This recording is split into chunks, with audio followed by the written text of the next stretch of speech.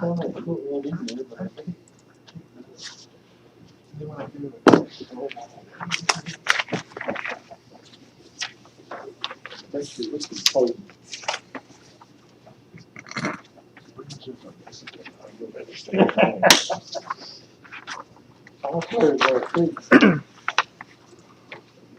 streaming.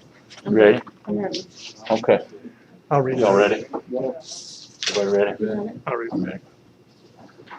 This time I'd like to call the meeting to order. Welcome everyone this evening. I have one statement I'd like to read before we start. As we continue to take precautions to aim to reduce the spread of COVID-19, we ask that each of you wear a cloth face covering as recommended by the CDC. The face covering should be worn throughout the duration of the meeting, and also social distancing should be maintained as best as possible with the space available. Excuse me. If needed, masks are available near the entrance to the meeting room. And obviously, you've already walked by the temperature, so I won't go through that. Ms. Hope, you have the floor. I'm going to read the notice of public hearing. We have 3 public hearings tonight in front of us. I'm going to go ahead and read the notice for the first one, and then we'll read the other ones when we get to it. In accordance with Section 15.2-2204 of the Code of Virginia, 1950 as amended, and pursuant to Sections 15.2-2310 and 15.2-2316.8 of the Code of Virginia as amended, the Board of Supervisors hereby gives notice that a public hearing will be held starting at 7:00 p.m. Thursday, September 24th, 2020, in the Richmond County Public Meeting Room, 101 Court Circle, Warsaw, Virginia, to receive public comment on the following. Eli and Elsie Hertzler propose to rezone approximately 2 acres, a portion of tax map number 31-105, located at 1498 Sharps Road, Warsaw, Virginia, from agricultural general A1 to business general B1 for the purpose of a community variety store.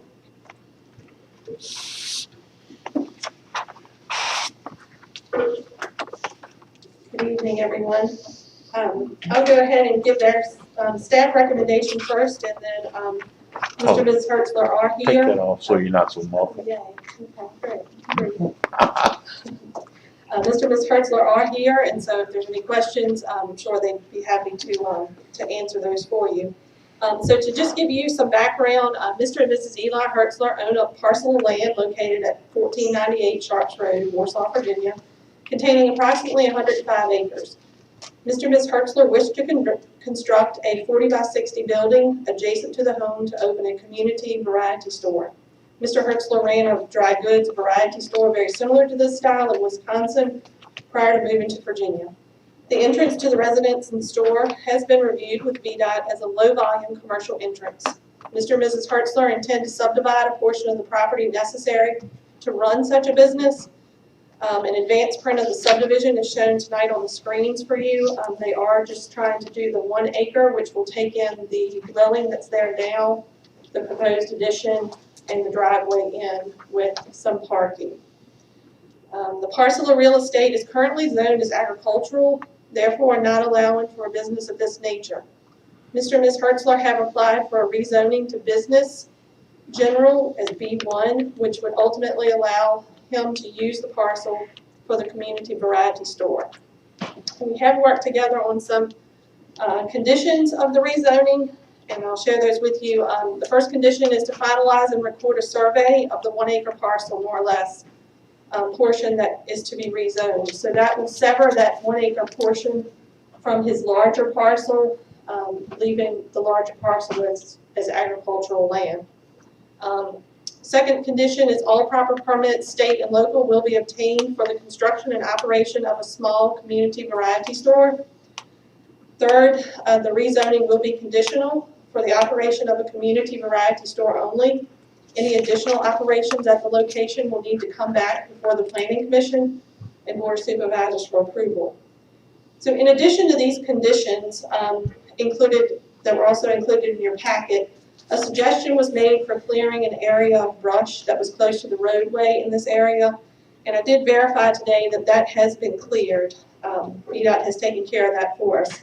In addition, I have had some conversations with VDOT staff about some possible new signage in the area, and VDOT is willing to work with us on whatever signage we wish to have out there.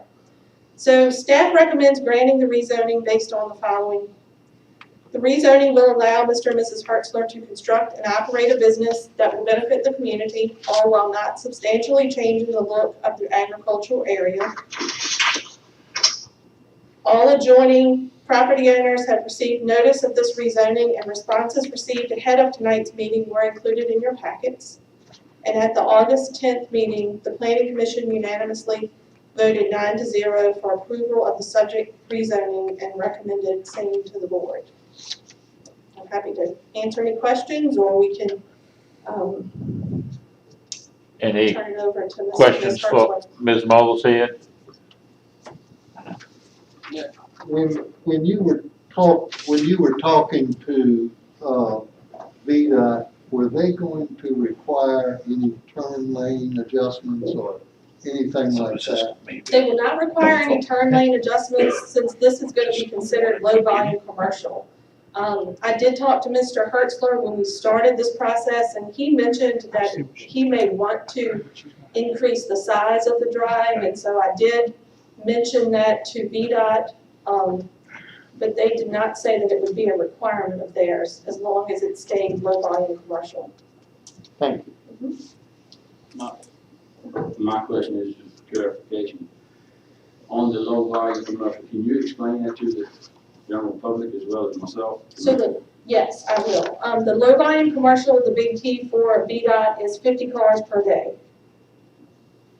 And so that's something that, VDOT would, I guess, if Mr. Hertzler finds that the business has expanded and he's more than 50 cars per day, then it may very well be that that entrance would need to be widened. Who reminds that I had asked for speed, a study done, did that all get? We talked to them about a speed study. I don't Not believe speed study, but traffic count. traffic count, yes. We've mentioned the traffic count. I don't believe that has been done as of yet on Sharps Road. The 50 cars per day, the way I understand it, would be something that VDOT would monitor, not so much weekly or monthly, but if there were, I guess, complaints of congestion or something in the area, then it would be something that they would study more closely. And you said vehicles, does that account for the luggage as well? Is that all in the same mix? Yes, I would think that they would be considered vehicular traffic.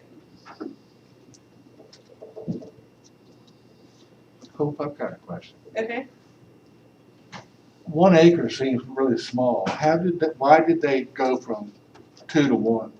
Well, originally when we were out there, to be perfectly honest, I have a hard time knowing like what 1 acre really looks like. And so when Mr. Hertzler and I were talking about it, I said, you may need a 2 acre area to go around all of this to encompass, what you need to really take in. But when Mike Wind went out there and Mr. Hertzler sort of showed him the corners, it came out to be a 1 acre spot. And so if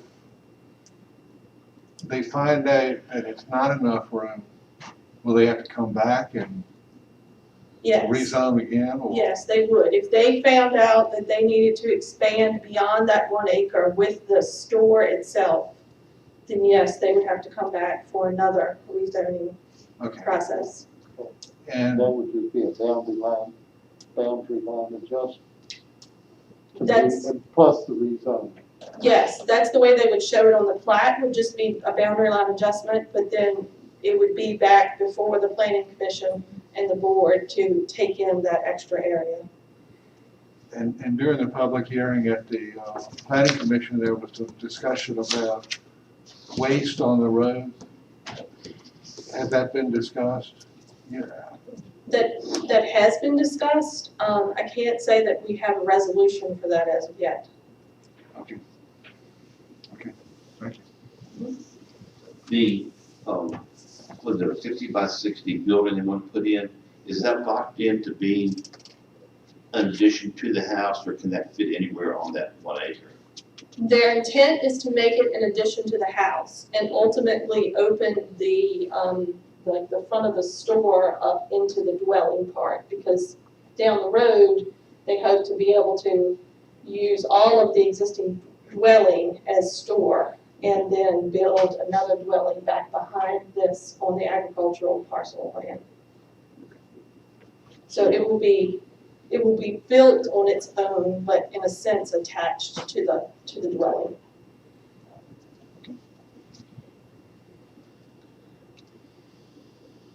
Any other questions? Yeah, I got, I guess first thing I want to say is, I'm really not opposed to the store. I want everybody here to know that, because I run a store, and I don't want any confusion, okay? I want everybody to know that, I'm saying it every straight. But I have had so many concerns from citizens that drive Sharp Road and visit Sharp Road that they have concerns, and so I can follow this list of questions. And with that being said, I will proceed. Okay. All right, concerns regarding the possibility of having to load and unload goods from the roadway. Has the vehicle going to make a safe turn into the narrow driveway? That's one of them. Will this project require any stormwater management? Oh, do you want me to answer as we go? You want to, I'll give you the list if you will. Answer them as they go. Yeah, let me answer them as you go, because I'm afraid of them. So I'm gonna hold on to the safe turn into the driveway for Mr. Hertzler to kind of tell you how he anticipates traffic to come in and out of that driveway.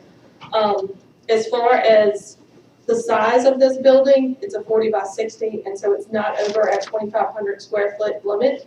And so it will be done with an erosion and sediment agreement that Richard English will monitor. Along with that erosion and sediment agreement, there'll be necessary silt fence and measures of that sort. Okay. And this is adjacent to the house. Ultimately, the whole structure will become a store. Is that what I just heard you say, Walter? Yeah, that's the plan. That's the plan. Once we build a house, it might go a year or two. Not straight off, yes. Mr. Hertzler, did you want to go ahead and address the turning in and out of the driveway as far as your plan for? Okay, plans are. Have him come, You wanna come up up front. here and especially while share Richard's this finished mic? answering these questions.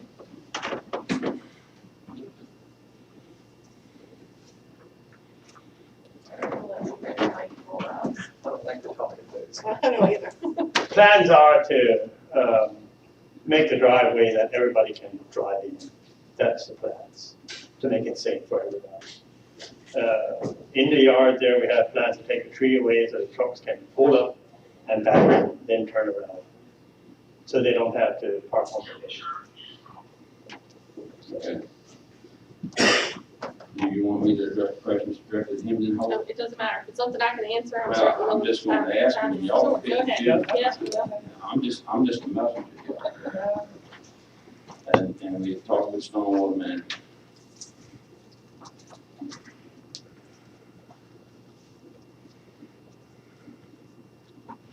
All right, I think we answered that earlier, but the federal and state laws, it didn't say federal, it just said state and local laws, that we need to add federal into that, because USDA will probably have to play a role into your inspection. Right, and all of those permits are things that that wouldn't be anything that we would be monitoring locally. That would be something that Mr. Hertzler would have to obtain. Okay, water testing. Can't do that. Is there any cooking going to be, well, now that you add the whole house to It's the an issue, project, because I was there's just going to kitchens and present all that that, as an would alternative. that be cooking going on? No, not for the store, no. Okay, No, it's just kind of, just like a It's just to regular. answer this mess that Richard's going Oh, on but right it will be a now. lot smaller. will there be plumbing into this additional building? Will there be plumbing into the new structure? And washing areas? They say we have to put it out. Yes, there will be plumbing and so in the new building. Will there be But any you see what I'm trying, propane for what I was petroleum trying to do products? is take care of this mess that Richard's. Propane for the lights. So there will be some petroleum products, so, propane. I don't think you said sold, I think you said used. But that, No, sold. You're gonna sell There may be propane sold. we don't really have. Any propane, petroleum products sold? Will there at the end of that, like a bulk tanker.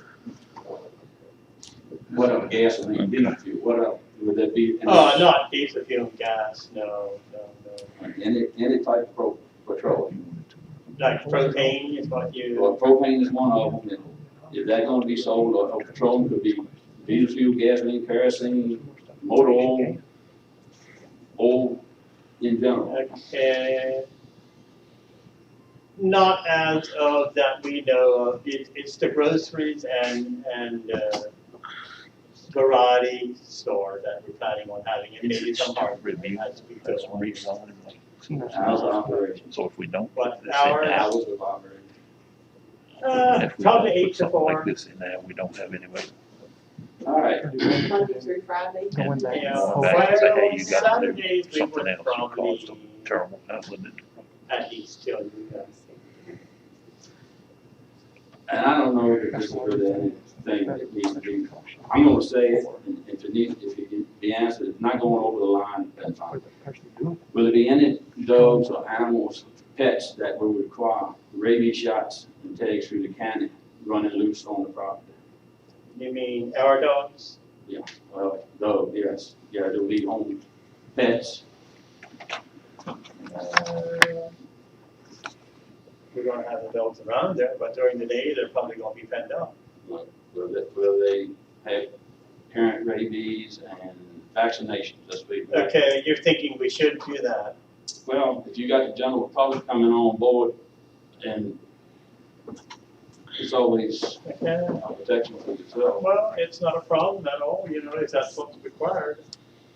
And last but not least, I guess, but the trash disposal, have you got a plan for that? Because Have a dumpster. you got a dumpster. We're gonna have a dumpster if we have a store, yeah. Because burning is, What's that? burning is becoming I see. somewhat of an issue. Yeah, we have, once the stores are Something to do with did, this we store. wanna have a dumpster to take all the trash out That kind of finalizes what I've been there. at the edge. Thank you. Mr. Thank Ursula, you. do you want to add anything else to the plans, or are you good with what I shared? I don't have anything in mind right now, Okay. but I'm open for questions. Yeah. Anyone else have questions for Mr. Hertzler? I don't. Anybody else have anything else they'd like to Well, question? I'm like Bobby about the size of this thing and turning around the vehicles and parking lot. Is parking lot part of that, supposed to be part of that stormwater management? The parking area will be part of it. However, Mr. Hertzler right now has the existing driveway in, and then he has, quite a bit of parking that would be already kind of there, that would be up against the proposed addition. It's not shown on this plat, but it sort of goes into the driveway past the dwelling and would turn right into the proposed addition. I just think we're gonna see a lot more vehicles there than you anticipate, because I think curiosity, number one, is gonna bring a lot of people there, which is fine. But, you know, being prepared for that is part of what we should be doing here to make sure that that's covered, right? Correct. Again, I'm actually hoping to stay down to not more than 50.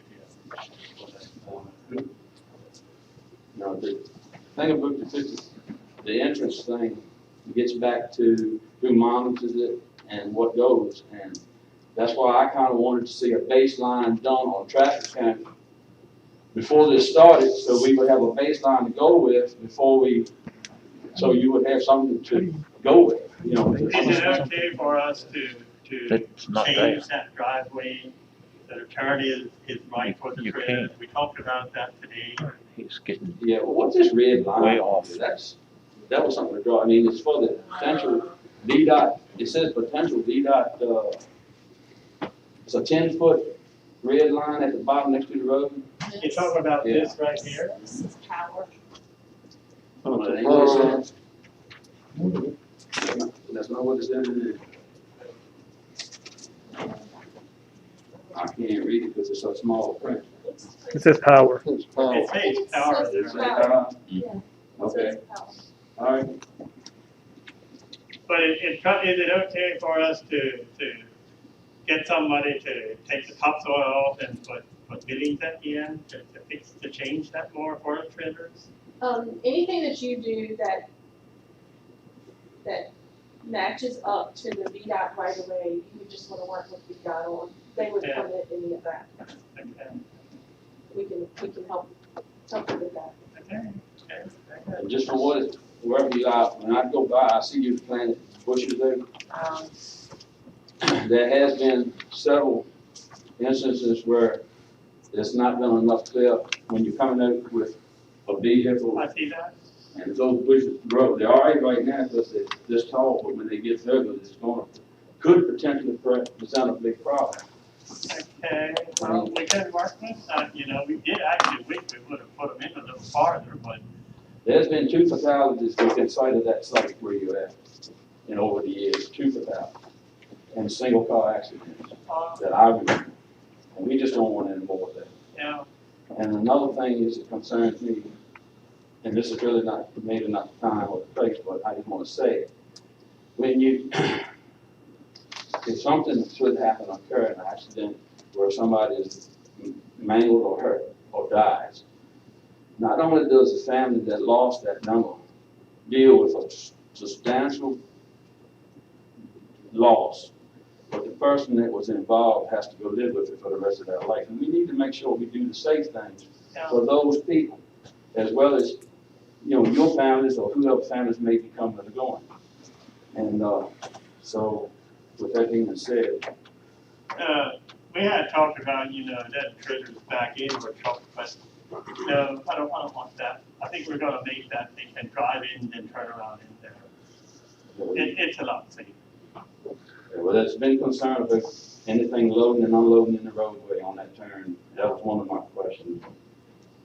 So I reemphasize that it needs to be done on the inside property. Okay.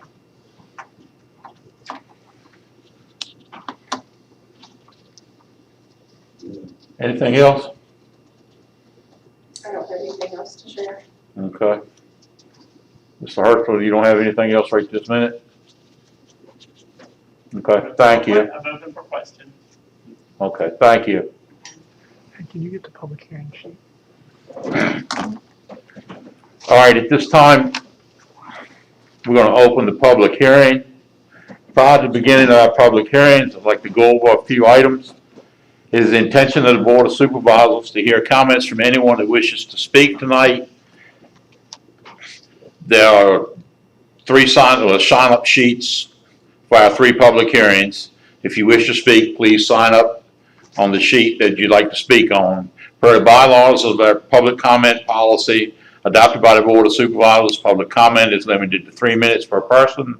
This time will be monitored. We ask that once your 3 minutes up, you wrap up your comments so we can hear from everyone. Additionally, we ask you to be respectful of opinions of all as they address the board, and we ask you that you hold all applause in the interest of time. And prior to your comments, please state your name and address for the record.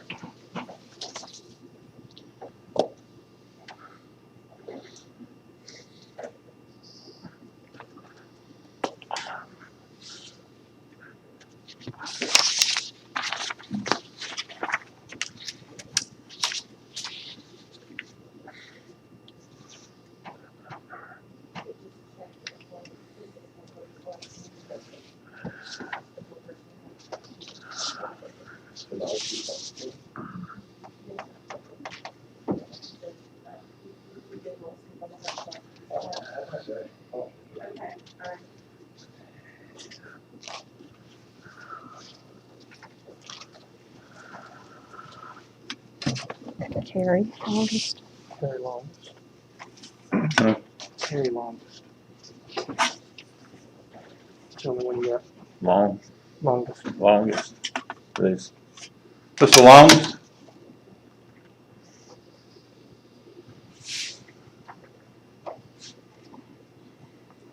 Good evening, ladies and gentlemen. How you doing, Mr. Thomas? You can take your mask off while you're up there speaking. A lot of times the muffles are so bad. My name's Kerry Longest. I bought a piece of property down in Simon's not too long ago. And I don't want to take a lot of y'all's time, but a couple things, and I'm just like this fella here, I'm not against the store at all. But, I would like to, somebody describe to me what a general purpose store, variety store is. They were talking, y'all were talking, here, motor oil and stuff. I don't know what that is to have a concept of what we're talking about here, really. What is a variety store? Does anyone know? We usually don't answer questions at public comment, Okay. but All right, well, I'll have that answered after the, what, I was wondering if he could just define what a variety store is. Is that possible? He can speak after. Huh? You can let Eli speak after the public hearing. after the public hearing, I'll let him explain it to Okay, you. that's fine. All right. One thing, I see y'all's map up there that you're talking about, and I feel Mr. Thomas's concerns. And just some examples, like I said, I'm not against the store at all, but 50 trips a day is probably unrealistic. I still don't know what kind of store it is to try to say that, but I believe that. And, planning is for probably the future and what could be and would be, down the road. If you have 3 people that have an entrance onto the highway for a house, that is, you have to have tapers and a paved entrance, common driveway.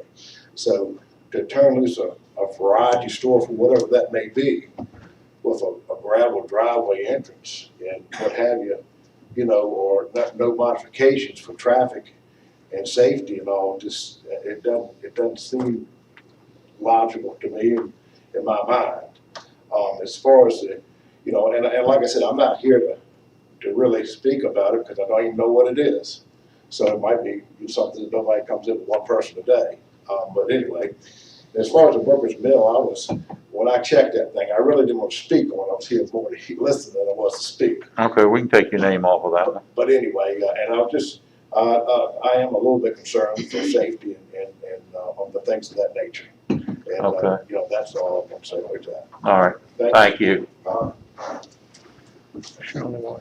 Huh? That's your only one. All right, is anybody else? If not, we'll close the public comment period. Mr. Hertzler, would you come up and try to answer this gentleman's questions?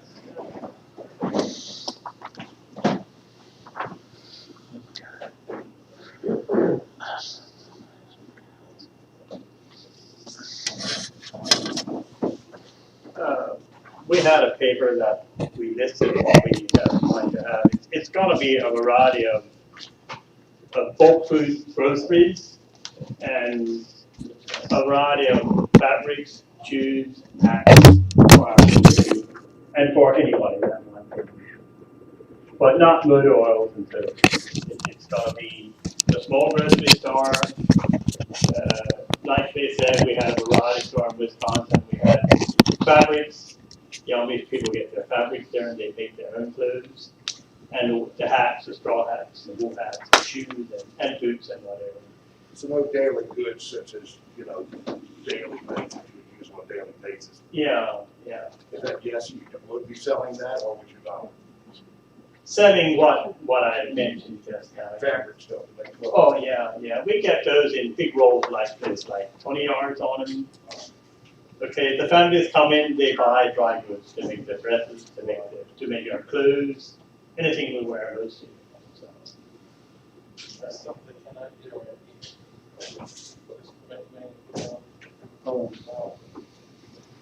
Is that what you want to do? Wait a minute. Okay. Thank you.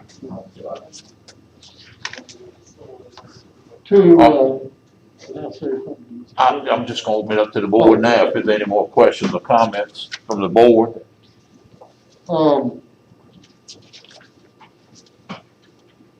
The gentleman was asking if you were gonna have everyday food and things of that sort, is what I understood. And I just wanna make sure that it's out there. Mr. Hertzler has listed, they would have a cooler for cold drinks, meat, cheeses, eggs, and produce. Yeah. So, along with the hats and the fabrics and That would things be of that sort. gross. Yeah. Yeah. So, just to clarify that. Can I? Yes, it's open to the board now. On the meats, is that like fresh meat or is that gonna be like packaged meat? Is that Packaged meat, packaged meat? So there won't be like no butchering going on like? no.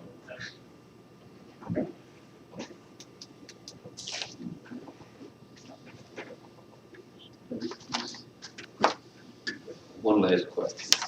I see where you have a security light that's gonna be up. How will that be lit up?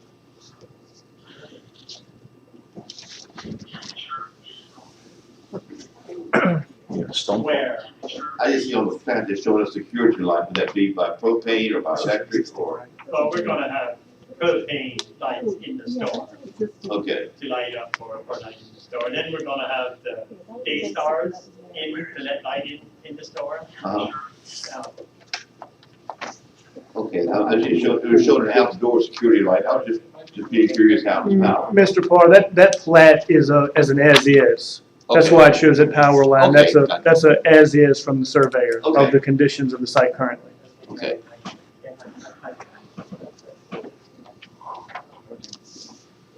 All right. Anybody else have anything? At this time, I would normally call for a motion and a vote, but as per our council, I'm gonna hold this off until October the 8th. We've got some other questions and things that need to be answered. Thank y'all for coming. All right, Thank you. you're welcome. Thank you very Y'all, much. we'll stop and let y'all leave if you'd like. How soon do we find out? Probably October 8th. Huh? He's asking when. October the 8th, our regular meeting that night. Thank you. No, we'll do it. We gotta come in at 7 o'clock at night anyway. We have a public hearing for that night? Yes, we'll have, Several. yeah. Do you mind if I go down to the bottom there? No, you did all I needed. I can go. Huh? I can go to the bottom now. Yeah, I'm straight now. Thank you.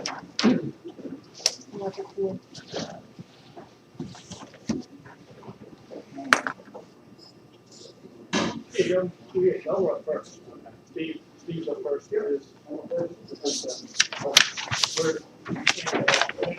I had everybody, I guess, we'll do the condition in case this stuff is just don't get it back. And she realized it wasn't no special exception. I was just trying to put this in so it could be reviewed. In case the worst did, that we don't want to. She was involved to look at.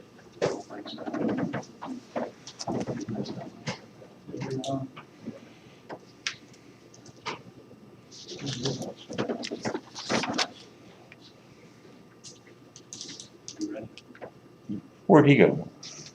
Are you doing the second one, starting the second one, is he? I can start. I don't know where he went.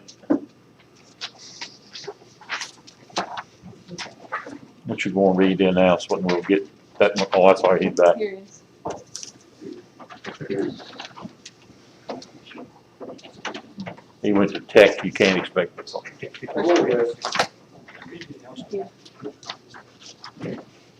Can I just read it from here? Yeah. Okay. So our second public hearing tonight will be the application from Booker's Mill Solar Special Exception Permit Request. In accordance with section 15.2-2204 of the Code of Virginia, 1950 as amended and pursuant to sections 15.2-2310 and 15.2-2316.8 of the Code of Virginia as amended, the Richmond County Board of Supervisors hereby gives notice that a public hearing will be held starting at 7 p.m. Thursday, September 24th, 2020, in the Richmond County Public Meeting Room, 101 Court Circle, Warsaw, to receive public comment on the following. Application from Booker's Mill Solar LLC for a special exception permit in order to allow for a solar utility scale solar power facility to be located on tax map parcels 34-98, 39-1, 39-37, 39-36A, and 39-53C. And the clicker is under the, is on the Okay. podium.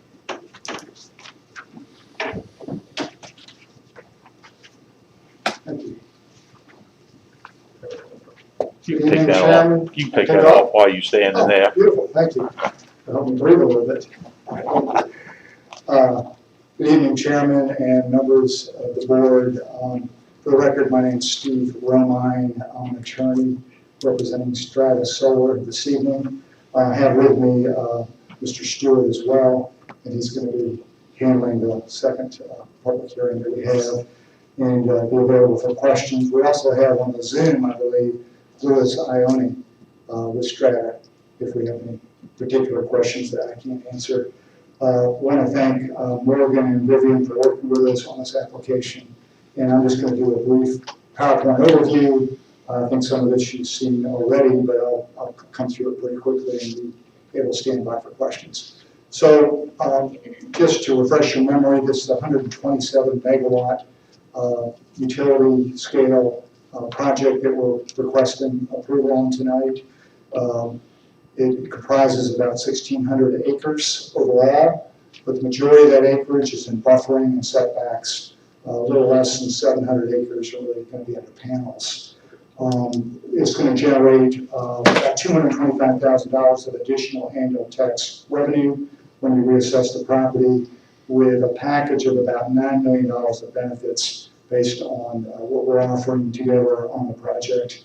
It will involve 400 temporary construction jobs and 10 to 15 permanent jobs. Very quickly, here's the location and the map showing the 1,600 acres along Ridge Road, Route 3, and another map here with a little more detail showing you some of the wetlands that flow throughout it. Obviously, we're only putting panels where the black area is designated. The rest is designated as open space, preservation, buffers, and setbacks. Next slide just shows native timber. This is about 5-6 years of growth, shows how well the site's going to be buffered. Here's a view 50 feet back from the road. We endeavor to try to keep as much of the natural buffer in place with natural vegetation. We believe that's a better way to go. Here's a view of 20-year versus 60-year growth. So over time, over 35 years, that buffer is just going to continue to get more dense. Here's our development schedule very quickly. We're obviously in September time range on getting our development approvals. And here's our team, some of whom you've seen in the past, and some of us are here tonight.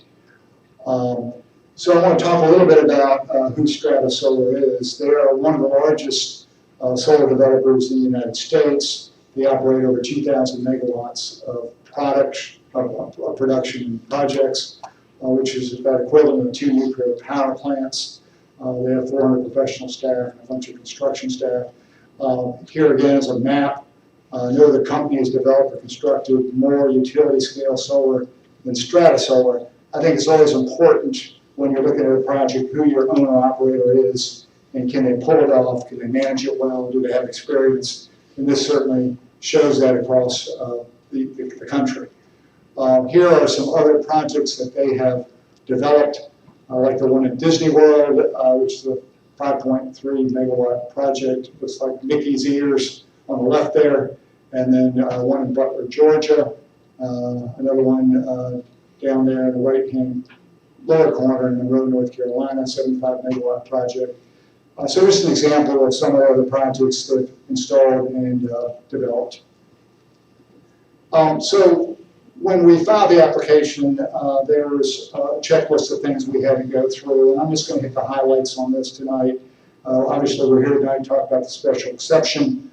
We had a lot of environmental stuff we looked at, a statement of justification, economic impact, and property impact analysis. So going through this fairly quickly, we believe this has a very low environmental impact. We did extensive environmental studies, and we have to do permitting. Again, as I mentioned, 1,600 total acres, 800 acres plus of streams and wetland resource protection. We're going to preserve the wildlife corridors. Overall, this is less than 1% of Richmond County timberland, and virtually would have no farmland impact in the county. Low public impact as well. No danger to public health or safety, no noise, no emissions, no electronic interference, no air traffic interference. Again, the construction traffic is routed and managed during construction. We have a plan for that. Repair to the roads are bonded. We have substantial buffers and will not, to our best estimation, impact property values. On the economic impact, and I'll show a slide in a minute, we believe this is tremendous economic development for the county from a new growing industry in Virginia. It's passive, doesn't provide or doesn't require a lot of goods and services in the county. There are financial incentives that we are offering. We have a revenue share and a siting agreement. You'll be able to reassess your tax on the land. And so overall, about $9 million of revenue we believe would be projected from the project. Again, we have some jobs, 400 construction jobs, 10 to 15 permanent jobs, and really not much of a burden on services. Here's the chart I wanted to finish with. This kind of shows on the revenue share ordinance she passed at 127 megawatts, $1,400 per megawatt per year, generates $177,800, and over the life, it generates $6.2 million. The reassessed land. The siting agreement we're going to talk at the next hearing, but it's higher than $1 million projected on that slide. So you can count another $500,000 above that plus. So a little over $9 million, $9.5 million of gross economic benefits to the county over the life of the project. And so I'll just skip to the end with my summary slide here. Oops, too far. Okay. So in summary, again, 127 megawatts, clean, safe, renewable energy, 1,600 acres total under the project, with probably a little less than 700 on the panel, and with about $9.5 million of positive revenue impact to the county. And with that, I'll stand by for questions, and I appreciate your time. Okay. Anyone have any questions at this point? Okay. Thank you, sir.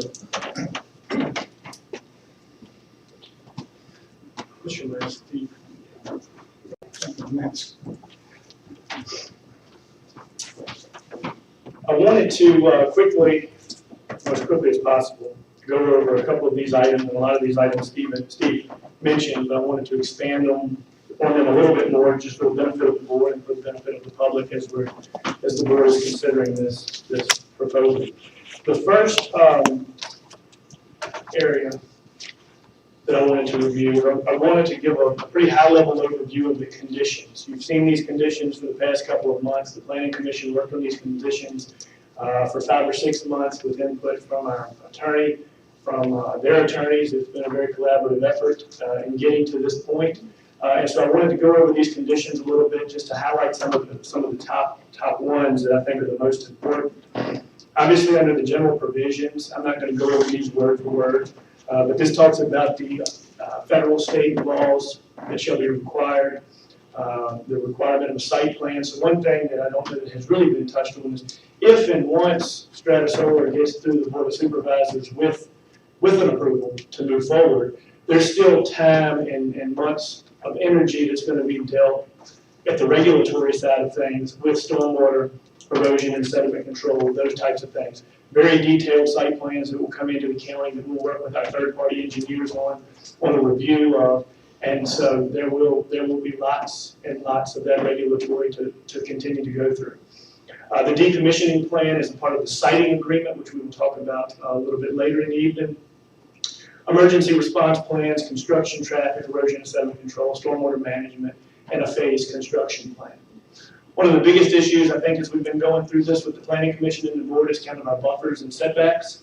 I think that on this project, we have really agreed to a good buffer and setback of this. Number one, no less than 100 feet from the road, including fencing, so that will be at least 100 feet from the road and will be screened heavily. Those are really only in 2 areas. We've talked about that. There are only about 2 areas of this project that are in cutover now, not in mature standing timber. So the majority of this project will see 100 feet of standing timber left from the edge of right-of-way to the property before the fencing can start. So that's a good buffer, probably one of the best I've ever seen in a solar project as far as buffering goes. So the fact that this was a timber tract really lends itself to screening itself well to help our adjoining properties and our adjoining roadways. 500 feet from any residence. That would be a residential structure. That includes structures that is temporarily vacated or for sale, but excludes structures that are uninhabitable or permanently vacated. We included and agreed on additional setbacks. I don't have a copy of the site plan that you can see now, but there are additional setbacks that include, I believe, 36 or 38 acres of land that was taken out of areas close and near to RPAs. So they've got the 100-foot RPA setback that they have to follow by law.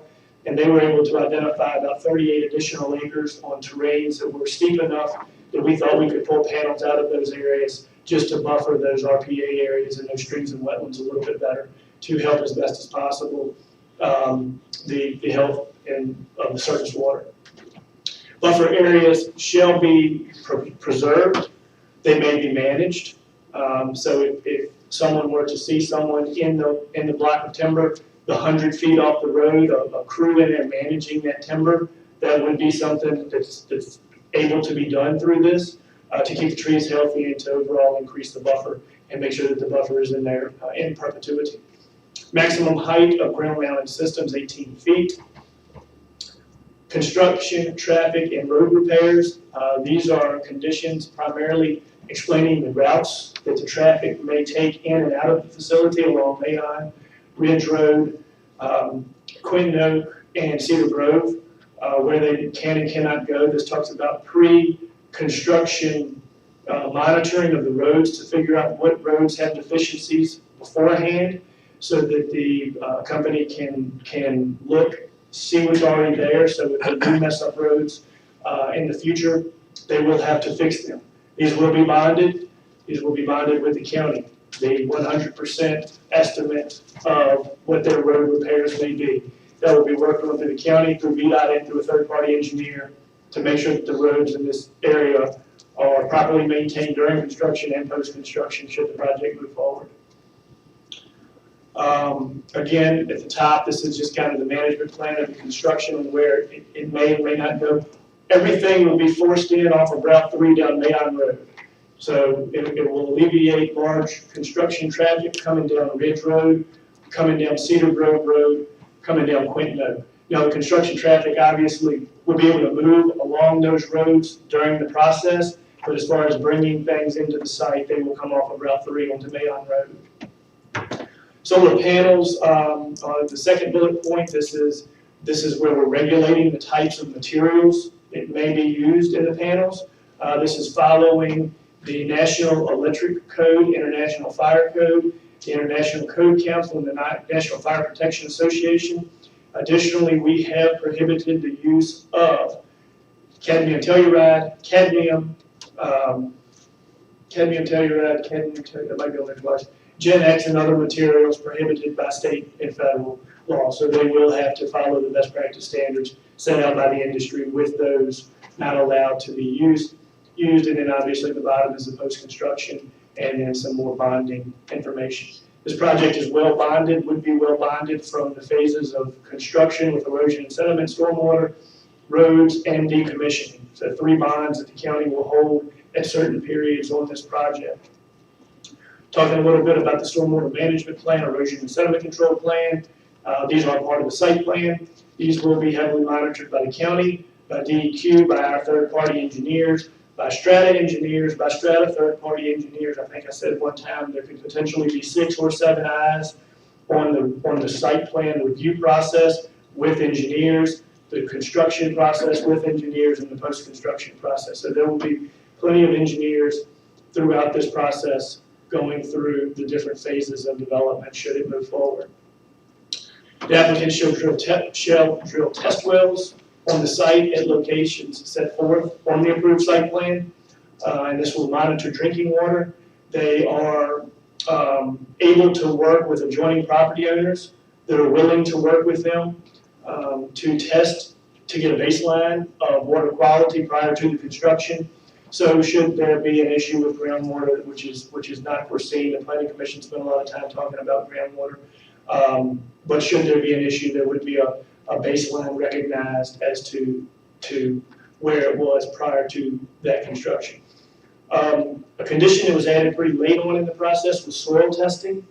This is one that I think everybody agreed with would be a better indicator of the surface post-construction, and every 5 years thereafter, results that have to be submitted to the county, reviewed by the county, and again, a benchmark for the county to be able to look at when we're talking about groundwater quality. At this point, that's kind of the overview, the high-level overview of the conditions. I'll stop and ask if there are any questions about any conditions that I didn't breeze over. You've got in your board packet that list of conditions. Hopefully you've had a chance to read them. Again, the Planning Commission, thank them. Every time you see them, the Planning Commission really vetted this project well for 6 or 7 months. Any questions before we move on? Okay.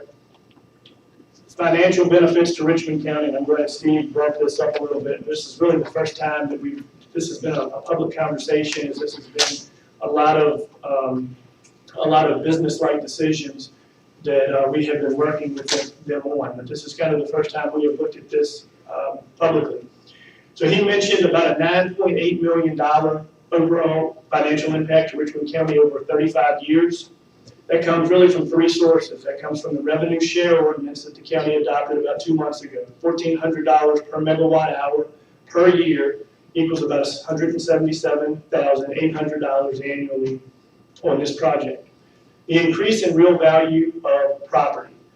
This is a ballpark guess at this point in time. The estimated increase in the value of the property from the acreage in which solar panels are located is between $10,000 and $15,000 per acre. So you will see potentially at the next reassessment through the Commissioner of the Revenue's Office and the Assessor, an increase in these land values of about $10,000 or $15,000 per acre. When you estimate about 800 acres of solar panels, that would increase the land value by approximately $8 million, assuming a conservative increase of $10,000 per acre. That annual increased revenue would be about $56,000. So with the 177 and with the $56,000, you're somewhere around $225,000, $230,000 annually, which equates about 3 cents on the county's tax rate, assuming that the county brings in $75,000 per penny on our real estate tax rate. Through the siting agreement, which we'll have conversation on later, we have worked out a upfront payment to Richmond County in the amount of $1,656,000, all in about $9,839,000, or it could break down to approximately $281,000 annually, adding in the $1.6 million of upfront. The upfront money would come once power is being generated. It's either 60 or 90 days afterwards, so that would be once power is generated from the site.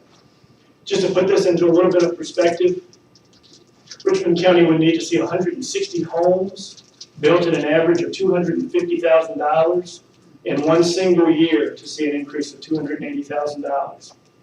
We would need to see businesses or industry located in the county and invest approximately $40 million in new facility to see an annual increase of $280,000. Richmond County would need 375 new vehicles valued at about $20,000 in one single year to see an annual increase of $280,000. To put it into further perspective, when you're talking about the top bullet point of 160 homes a year, on average over the past 5 or 6 years, I would say that we build in this county between 12 and 22 new homes a year with a value of substantially less than $250,000, probably more in the $150,000 range. Upfront payment to Richmond County, $1,656,000. This is out of Code Section 15.2.2316.7. The siting agreement may include terms and conditions, including mitigation of any impacts of such solar facility, financial compensation to the host locality to address capital needs set out in the capital improvement plan, the current fiscal budget, the fiscal fund balance policy, or to assist in the deployment of broadband. What I'm going to go over now is how this money can be deployed over the next couple of years to benefit the citizens and taxpayers of Richmond County. Starting off, it would allow us the ability to invest in a full-time rescue squad emergency services facility in the Farnham area of the county. We currently have one location in the county that the rescue squad operates out of, that's Warsaw. 35% of the EMS calls in this county are in the Farnham area. And this would, with currently an average response time of about 14 and a half minutes, bringing a full-time 24-hour squad to this area of the county would significantly reduce those call times. And this money, it would be used to purchase or renovate a property in the Farnham area, ideally within a mile of the Richmond County Volunteer Fire Department Company 2. Approximately $125,000 would be a contribution to the Richmond County Volunteer Fire Department for Company 2 renovations and additions. This fire department is located right off of North Farnham Church Road. The current facility is small. It does not meet the needs of the Company 2 volunteers in regards to space and meeting space, living space, bathrooms, or shower facilities. And this contribution would be used to help fund renovations and additions to the current facility to better enhance fire services in the Farnham community. This could potentially allow us to put approximately $150,000 into working with a tower company to bring a tower to the Newland area of Richmond County, which, as most people know, is severely lacking cell phone and wireless coverage. Cell phone companies or tower building companies are very skeptical about building towers in this area of the county because of the population. And they are not willing to speculatively build a tower hoping that a provider will get on their tower. They want to build a tower knowing they've got providers. So this would be potential money to help with a outside private tower company to be able to bring this type of service to this area of the county. $100,000 for enhanced 911 communications. In 2018, 2019, the county joined in with Essex County and King and Queen on a regional 911 emergency radio system. While this system is a great improvement, a wonderful improvement over the old system used by fire, police, and rescue, there are still improvements that can be made in the more rural areas of the county to further help our first responders and ultimately help our citizens. This money would be used to enhance the communications countywide to provide better service to our first responders and ultimately our citizens. $81,000 to the 2023 comprehensive plan rewrite. This has been an issue as we've been dealing with solar. Our last comprehensive plan was written in 2013. It's required by law to be reviewed every 5 years and rewritten every 10 years. It is a big process that the county undertakes every 10 years to go through a comprehensive plan rewrite. It would involve bringing in third-party private entities that have run these types of organizations, processes before, bring the citizens out, do workshops, really work with the community to figure out, what the next 10, 15, 20 years of Richmond County can, will, may look like. It would allow us to put about $200,000 into some pedestrian trail projects that we're working on. Phase 1 is in the process currently within the town of Warsaw. We have received preliminary funding from VDOT at about $427,000 for that project with a county match of about $110,000 that we do have. This would allow us to work with our county match for Phase 2 and Phase 3 of this project to ultimately work to connect the high school, the Little League, the YMCA, downtown, and the downtown area of the county to be able to provide greater recreational activities to all of our citizens.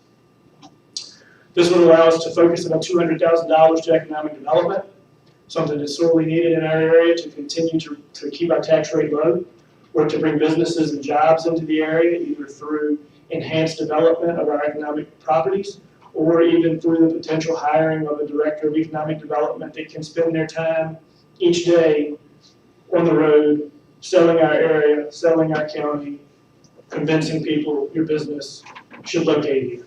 That brings housing, that brings residents, that brings further opportunities for our local workforce. $125,000 just for other community programs. This would be money set aside to work with our regional and community partners to provide certain services to our residents and to our county that may not be provided from the county government. $200,000 to our capital improvement plan to help long-range funding planning for the county. And then $200,000 at this time is unallocated. Unallocated out of that $1,656,000. So just kind of a recap, emergency services is kind of the focal point of a lot of this money with radio, fire, and rescue, which when you talk about radio, the sheriff's office would certainly be included in that as well. Connectivity in the upper part of the county, comprehensive plan, pedestrian trails for our county recreation, economic development, other programs, capital improvement plan, and unallocated at this point.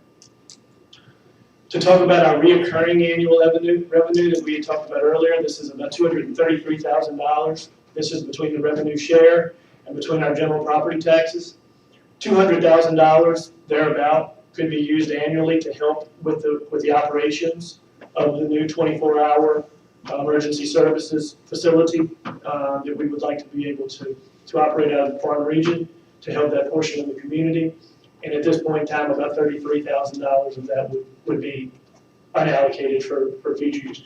Again, none of these priorities, none of these are in stone in the budget. This is years out, potentially 2 or 3 years out.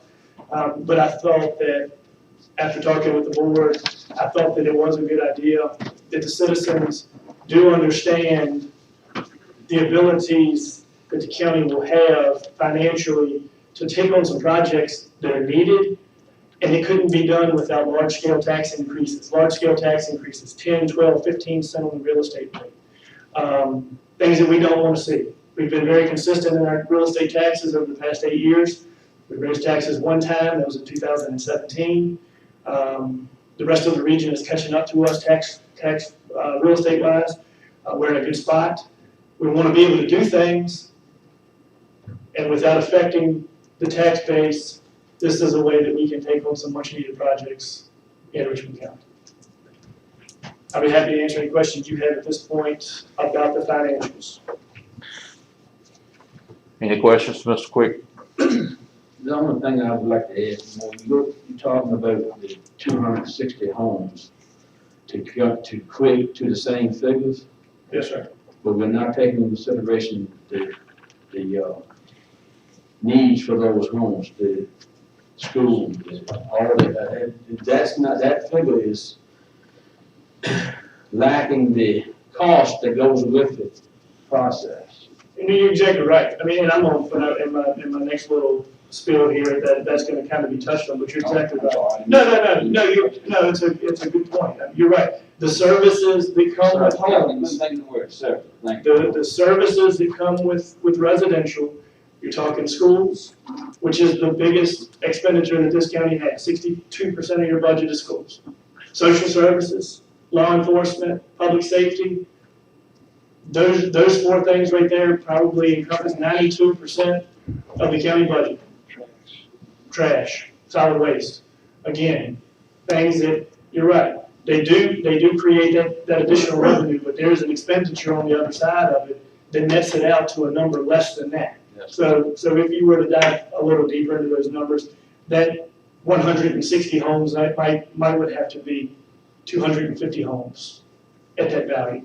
So no, that's a good point.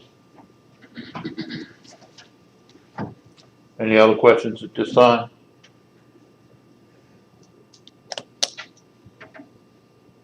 Okay. All right. And lastly, before you open the public hearing, as we do on all of our land use cases, I am going to offer the staff report, the recommendation of the county staff. This is not on the screen. This is just coming from me. I'm now in front of you to present the staff recommendation on the Strata Solar rezoning project that has been under consideration for the last 10 months. In that time, there have been considerable changes to the state code regarding solar facilities as a result of the 2020 General Assembly session. The 2 major changes affecting this particular project are the adoption of revenue share ordinance, providing the county with a $1,400 per megawatt hour annually for a total of $177,800 per year, of which the Board of Supervisors adopted on August 13th. and the ability to enter into a siting agreement with a solar facility, which may allow money to be provided upfront to the county for purposes of funding the capital improvement plan, meeting the needs of the current fiscal budget, supplementing or establish any fund for which the county maintains a balanced policy, or to support broadband funding. The combination of these two funding avenues for the county has a chance to make a large difference to the finances of Richmond County, ultimately the citizens and businesses of Richmond County. I do not make this recommendation lightly tonight, as there has been much thought and deliberation put into this recommendation to the Board of Supervisors. I understand my recommendation may not be well received by some, but ultimately it is my responsibility, as well as the Planning Commission and the Board of Supervisors, to make decisions for this county that we feel will benefit the county as a whole and for the long term. I do understand that there will be several property owners affected by this decision if approved, and I feel as though county staff, the Planning Commission, the Board of Supervisors, and Strata Solar have taken extraordinary steps to ensure if this facility is built, it will be a neutral impact to those affected property owners through increased setbacks, standing timber left in place, traffic management plans, water quality, and the overall impact to the community once the project is built. I feel as though the additional RPA setbacks, in addition to the required 100-foot buffer, will only help with surface water quality as the project progresses. I am fully aware that should this project be built, there could be negative environmental impacts that have been witnessed with other solar projects. But I assure the citizens and the board that the county, along with our engineers, will remain fully vested in the protection of these sources throughout the construction of the project. The required phasing of this project into two separate pieces of land disturbance will only help the county and Strata to make sure that this project is completed with the impacts to the environment being limited. The bonding requirements of this project when it comes to road facilities, stormwater and erosion and sediment control, and ultimately decommissioning of this project are meant to protect the county from any unforeseen events and long-term liabilities that may arise. We have worked diligently on these bonding requirements over the last several months, and we feel that they provide maximum protection to the county should something go wrong.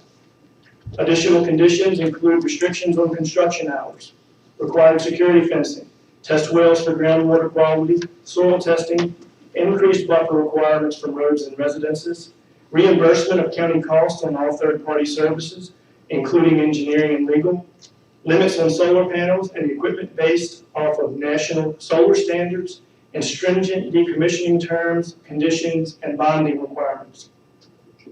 Ultimately, I view this project as economic development for Richmond County.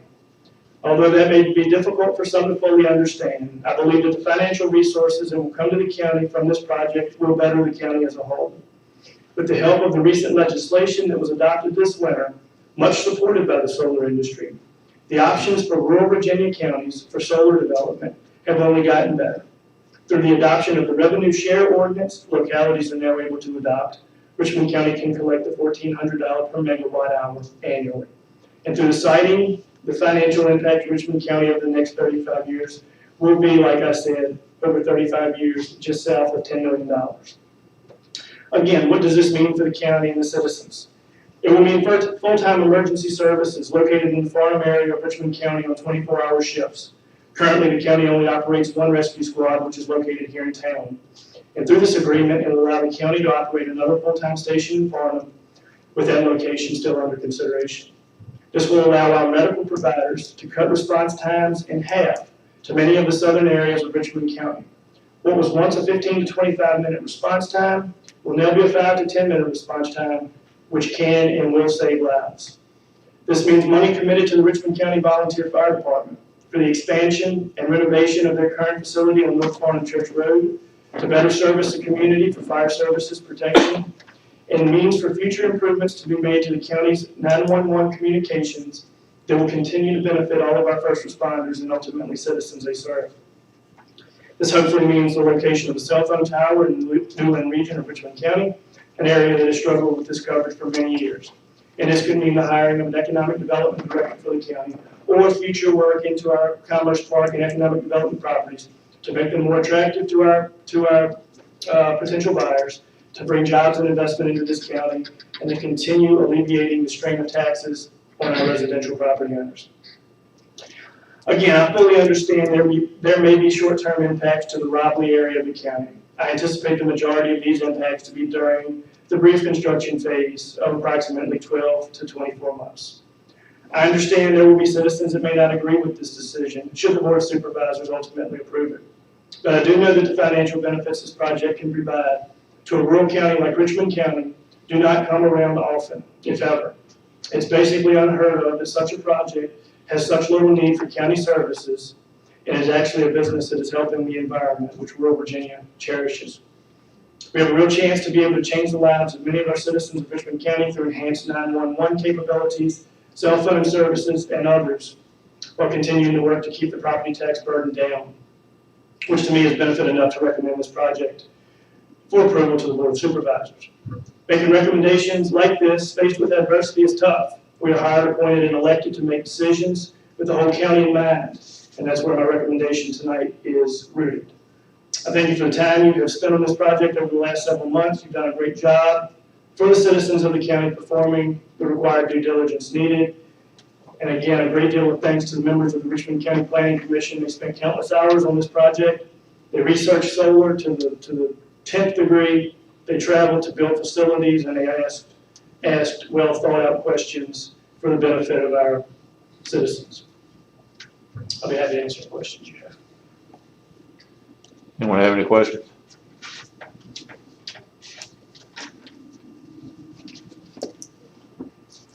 All right.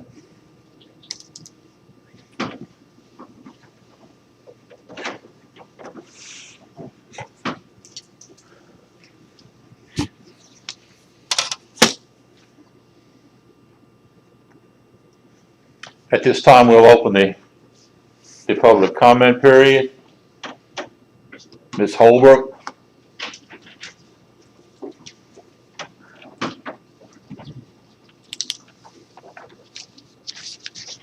Good evening. That was very well stated, Mr. Dick. And I understand most of the things that you said. And of course, when you look at the room to try to see who's even here from the county, it's only those few people who are impacted, and that's a lot less than the whole county and all the benefits that you can get. So I guess I'm here, I had quite a few other things that I wanted to say, but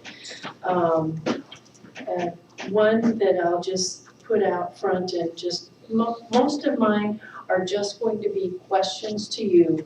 And I apologize, I think I sent some questions some time ago and then I was going to get an email response.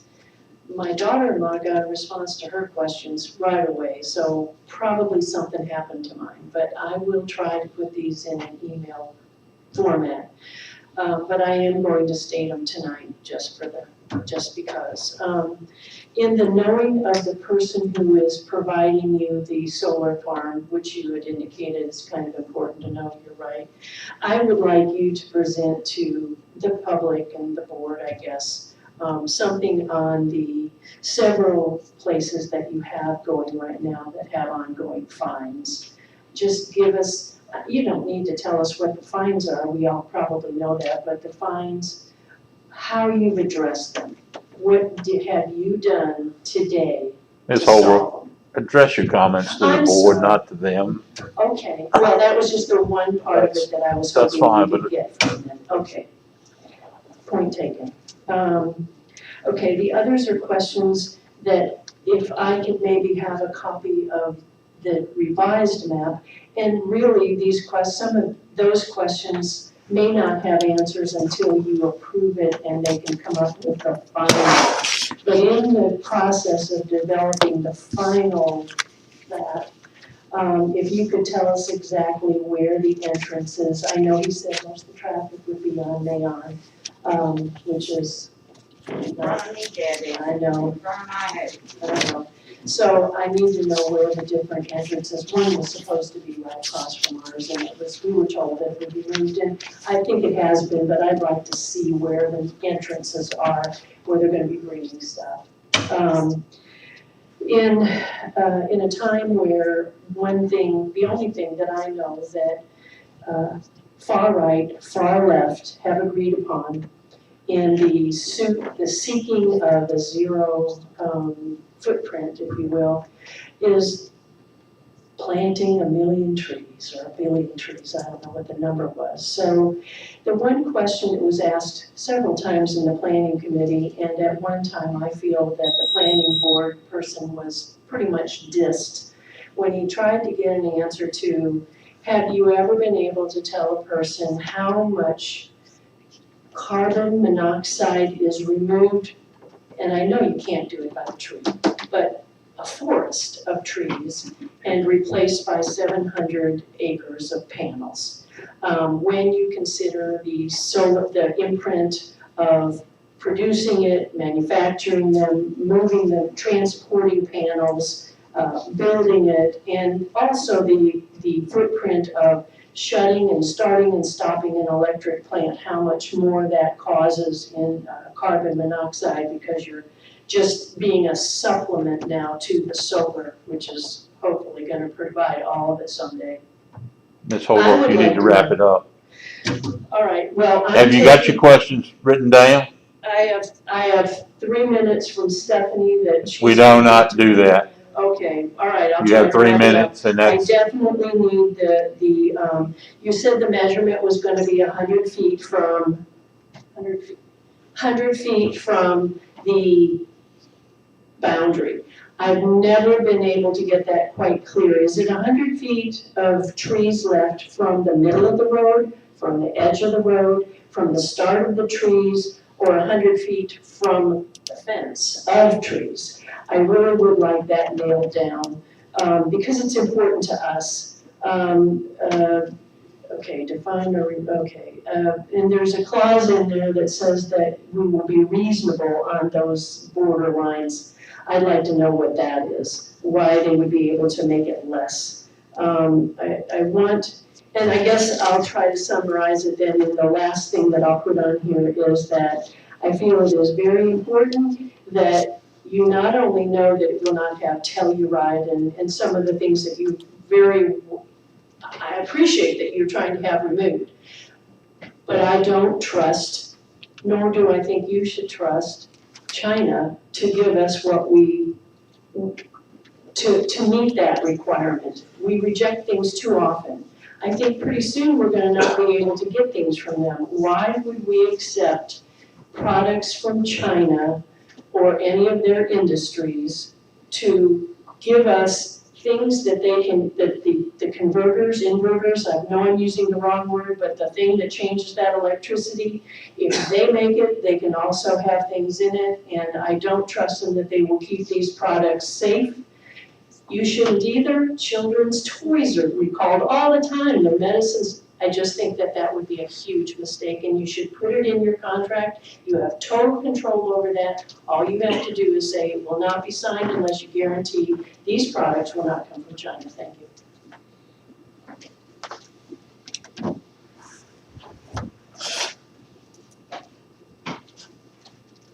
Ms. Lowry?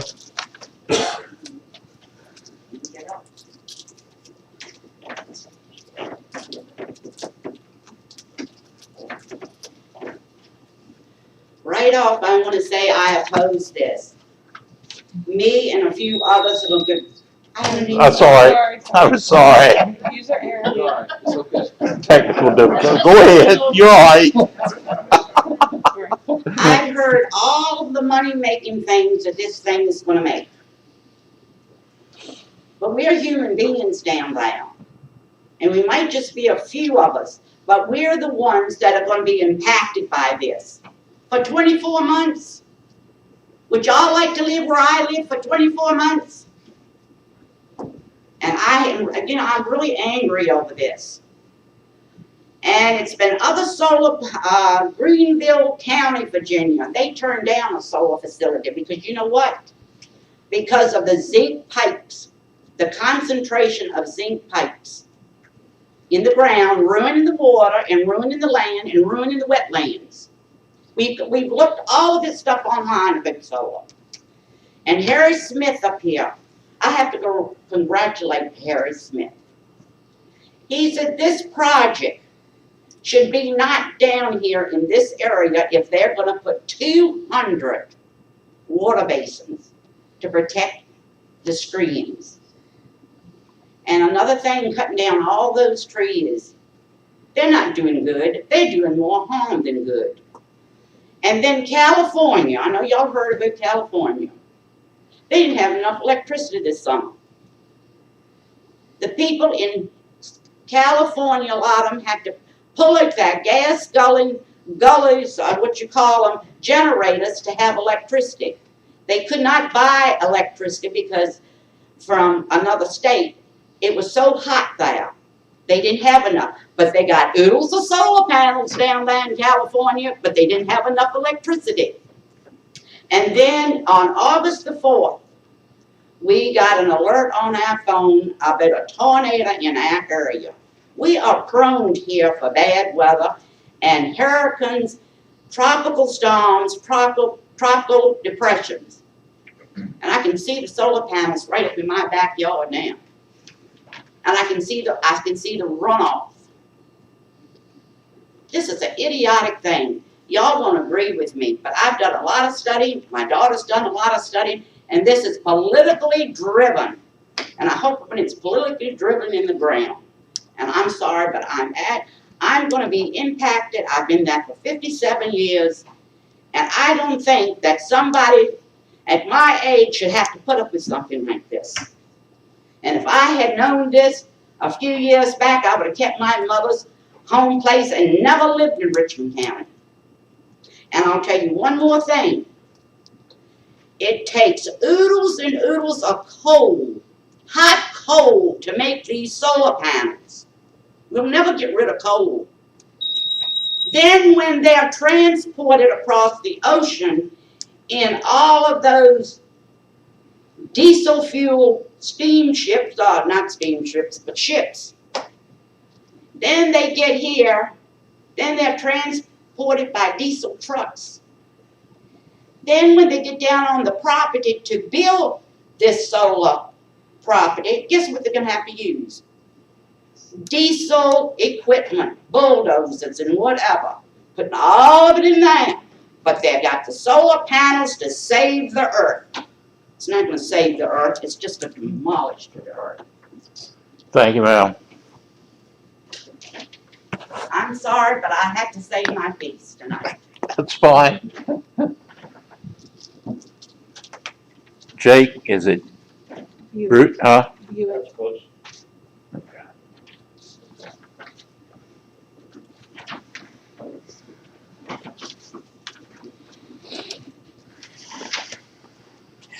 Well, ladies and gentlemen, we've been here many times. No one in the audience ever speaks for this. It seems to me that this catastrophe is being shoved down our throat. The hired guns from Strata tell us our property values will not go down, which I think is impossible. If you look at Hartsfield, would you like to see this in your backyard?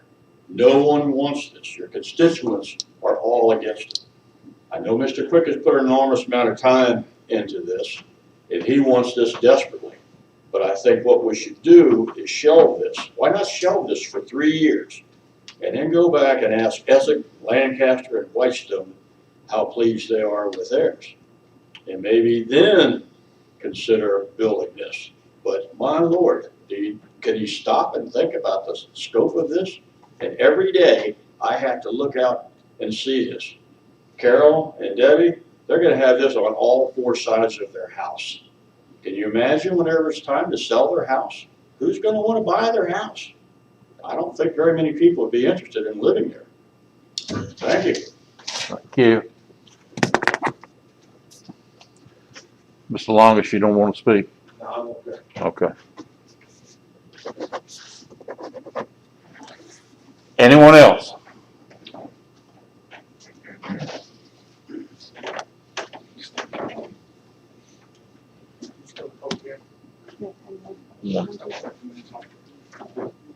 Sorry, I didn't realize that. I thought y'all was doing that each time the presentation. That's all right. I'm Mike Rowland. Appreciate the opportunity to speak to the Board of Supervisors and work for Hancock Forest Management. We manage the property that is adjacent, actually landlocked by the property. We have a deed right of way through the property going to our property.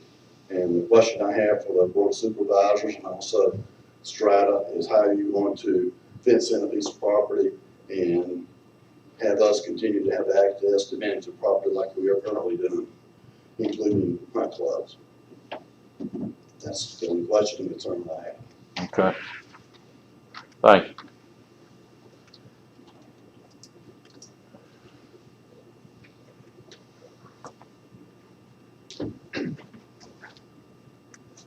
If there's no one else, we'll close the public comment. Morgan, could you and Hope maybe answer some of Ms. Holbrook's questions? Yeah, first of Hand me all, that straddle thing. I don't know what you do happened. have an email in front of you. Yeah, let's You look. have an email in front of you that came in today from Mike Sisson. He had asked that email be read out loud. I'll leave that up to the chairman on whether or not he wants that email read out loud. You all have a copy of it, but he did ask that be included, so I just wanted to mention that. I'll also have a student that asked me to say CB Temple on Virginia, said he was opposed to this. I just want to bring it up. He did have some conversation with me about it, so. Thank you. That's not. First of all, I apologize to Ms. Holbrook. I thought that all emails that we had received from her had received answers to them, and I will work with her tomorrow to see what has not been answered. I thought I responded to all questions. The two questions that I wrote down that we did have that I can give you an answer to right now. In my opinion, the 100 feet of trees begins at the edge of right-of-way. So the edge of right-of-way, really it's going to be road by road depending. But generally the right-of-ways in this area are going to be, let's just call them 50-foot right-of-ways, so 25 feet from the center line of each. 25 feet from the center line of the road, we'll start the edge of right-of-way. And so then you'll start counting to 100 feet from that edge of right-of-way. Some right-of-ways on these back roads could be 30 feet. So for my mind, can I do 100 and Go to the other side. 25 feet? Well, Is that right? you could, but I mean, a good rule of thumb is just go to the opposite side of the ditch. The opposite side of the ditch is generally about where the edge of right-of-way is gonna be, On my side? on your side, and then go back 100 feet from the edge of the ditch on your side. Oh, That's gonna generally be 100 feet from the edge of right-of-way. so the whole road is included in the 100 feet? No, outside the road. So go outside the road 25 feet from the center line, rule of thumb, go from the center line of the road, out 25 feet, then start your 100. The right-of-way issue with the hunt club, Hope has spent extensive time working with the engineers and the representatives from Strata. I believe this is the newest site plan we have. How it's going to be fenced in to allow that right-of-way to continue, I don't have a great answer for you right now. But there have been considerable discussions on this right-of-way. I know that there have been right-of-way issues in the past on solar projects that weren't picked up and the right-of-way went away. But this is a legally deeded access that shall remain, and you shall have that access. So we'll work strongly with Strata, and Mr. Stewart is agreeing that we'll work heavily with Strata to make sure that right-of-way is preserved and that you have ingress and egress to that property, not encumbered whatsoever. So those are the only two questions that I really wrote down that I thought. Give this to Ms. Holbrook. Answer. Give this To Ms. Holbrook, she wanted the updated map. Oh, thank you.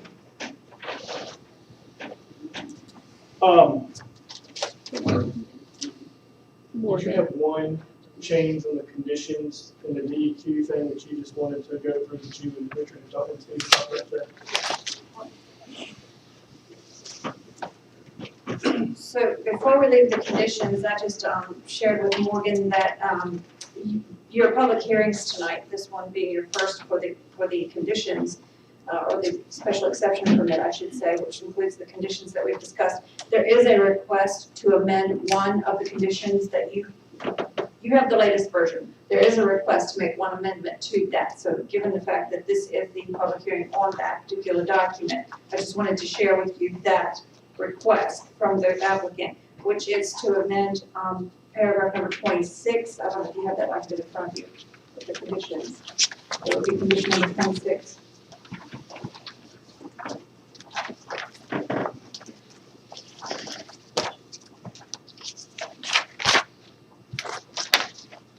They're not numbered, so we don't. Yes, sir. No, not the PowerPoint, but the actual conditions. I think it's in your Hey, binder. It's in your notebook, though. 708.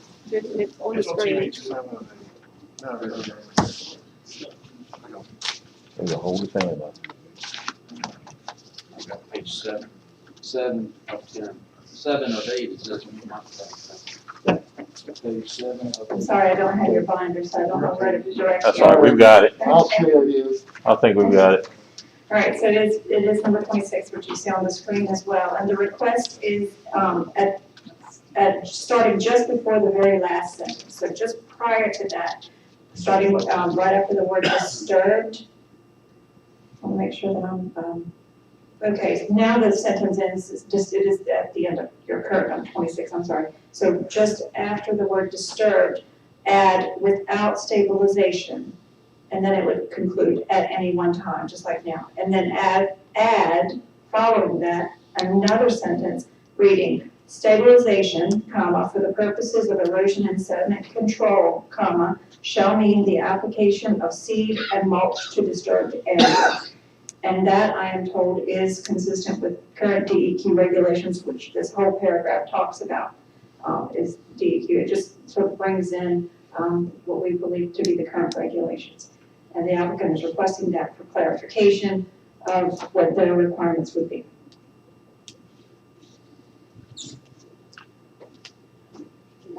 That's all I have. All right, you've given that to Morgan, so he can get that to us tomorrow, right? Yes, he has it. I just wanted to put it in the record and bring it to your attention in real time that that request has been made. I Okay. do have more information about the siding agreement when we get to that. That's all I have at this moment about the conditions, unless you have questions for me of a Okay. legal type. All right. Anyone have any questions for Vivi? Okay, thank you, ma'am.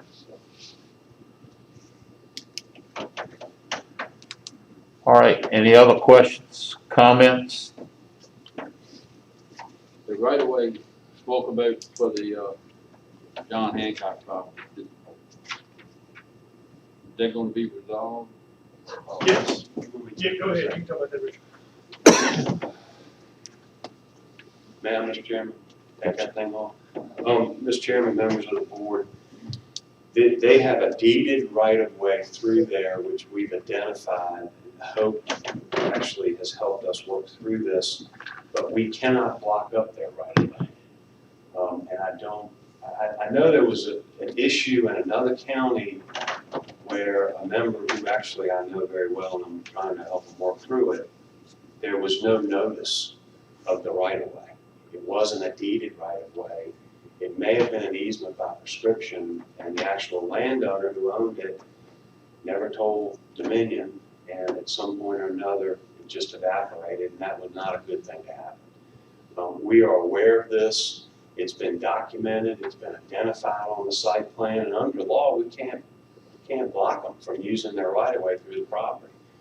Through the site plan process, we'll figure out how to fence it or work it, but we can't restrict access of them through a deeded right-of-way. We can't do it. So the important thing was that it's been identified, we know it's there, and we'll figure it out in the site plan process, how we fence it or whatever to make sure they have unobstructed access.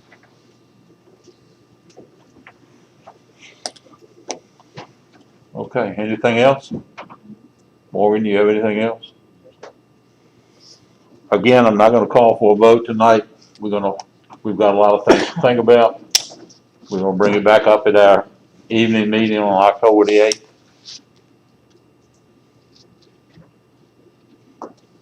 Okay.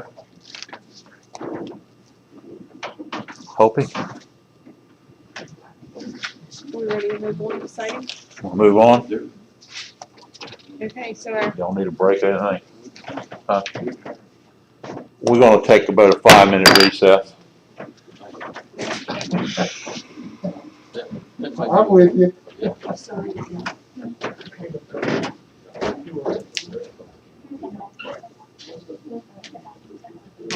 Yeah. Moving like me now, that's. Moving like that for a while.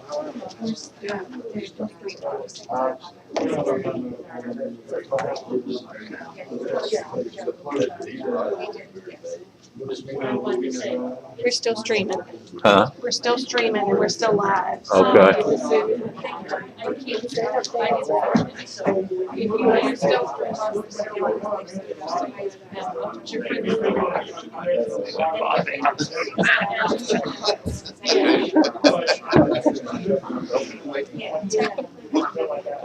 I'll look again, maybe you can find it just in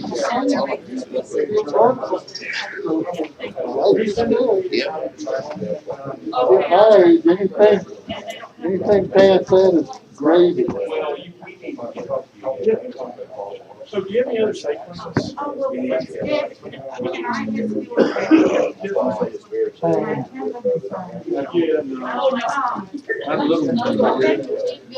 The buffer be from the back of my house. Yes. Oh, my goodness. That's for my back. Not quite. That's why they want to take the 500 feet from my back.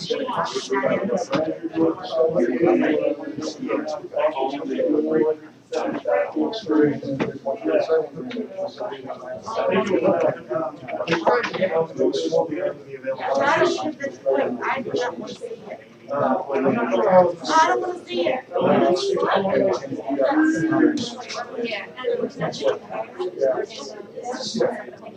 So that version has.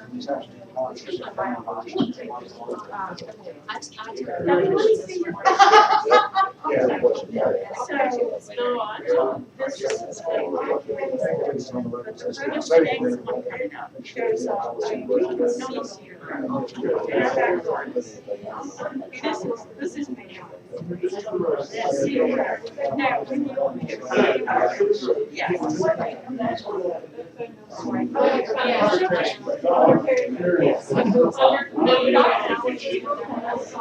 Yeah, that, our name would definitely. If you want me to note on there what it is you want. Oh, okay, you'll remember. Thank you. What I need. But I don't get that. I'm here for all of them. Well, I'm here for whatever, but I'm.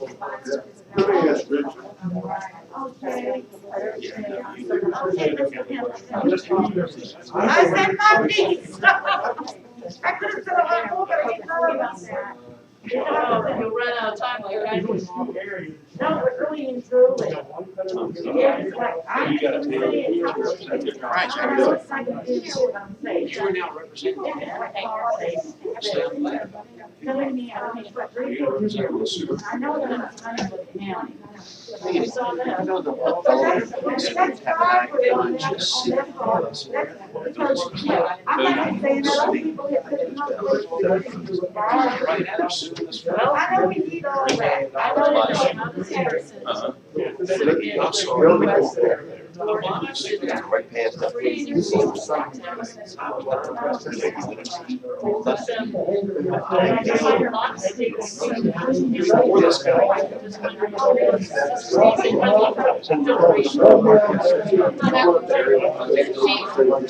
last one. Yeah, that's all.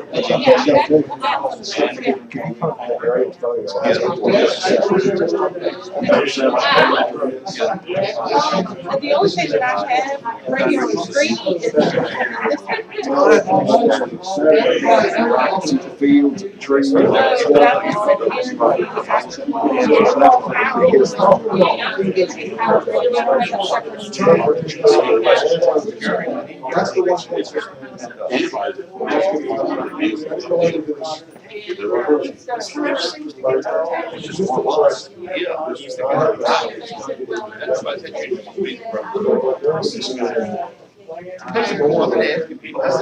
We haven't touched, still wet. I can't afford to take so much heat on the document. Garnet's been doing some, gotten into this, field checks, doing sand checks and then sampling the food the roads. Man had something, he said it's supposed to be doing, it should do somewhere between 135 and 145. Substation, and then they got. I've done 160, 170. So either they're. I can't go through all these problems. I shoot 150. That's the whole thing about the interconnect. Is that like this convention? Very important. Very important. Very important. Yeah, it's cost. How close it is, what upgrades you have.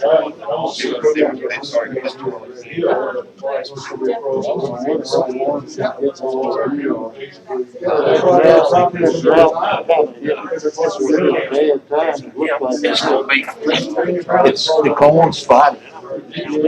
I talked to a gentleman over in Westmoreland, he cut a field up close to 202 and he went 20 to 30 and he dropped off that hill and got down to the Coles Point, it's flat, it's closer to the river, and it was running 160, 180.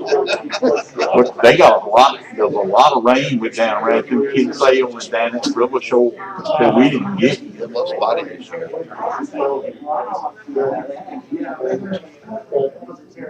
I mean, I got a lot in Newland of it, even across the creek right there.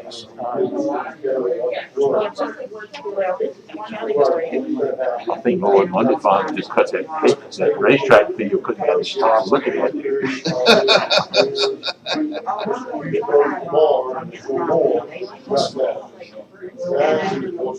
How's Garnet making out?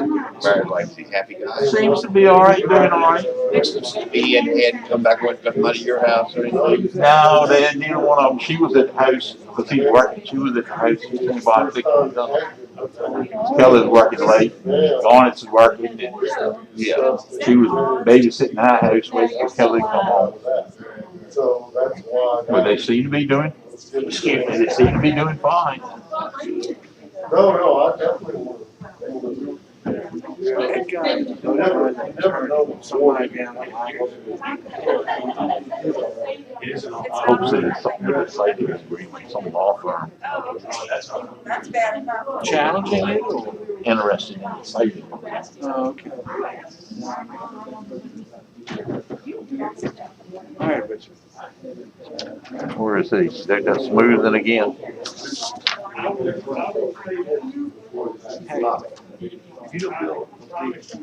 Yeah?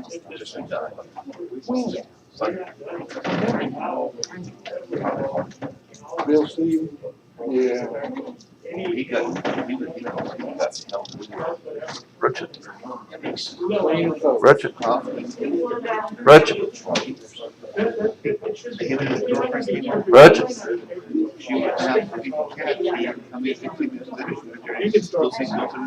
I can't start, I can't get his attention.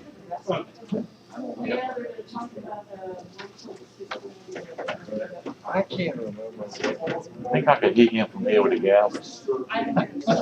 If you threw it. I can't remember. My luck, I hit his balance. Back on See, knock her in.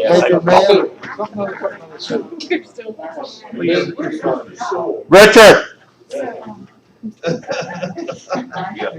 I didn't realize that already. I didn't know 5 minutes had passed.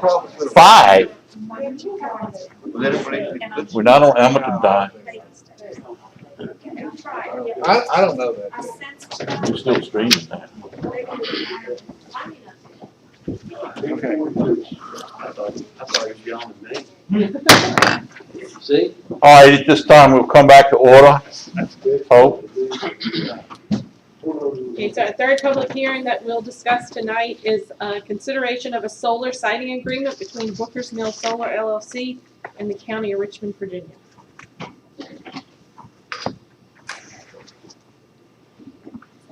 Vivian? Good evening. So So Morgan asked me to talk to you about the siding agreement, just quickly, in the way of the background, as we've discussed a couple of times, the changes that came out of the General Assembly this past year that helped solar, will certainly help solar industry because it helped rural Virginia gain some benefits with solar facilities to make them, generally speaking, more beneficial to rural Virginia as an economic development project, as Morgan indicated before. One of the things that came out of the General Assembly in that regard was the ability to enter into a siding agreement. And that was new Virginia Code Section 15.2, 2316.7.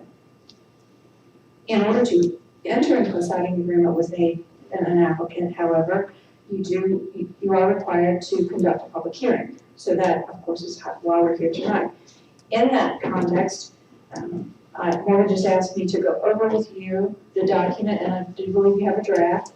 And along the lines of what I did before with the conditions, there is one requested edit to the version of the siding agreement that you have. Also, like in the conditions, this is to paragraph 3.3.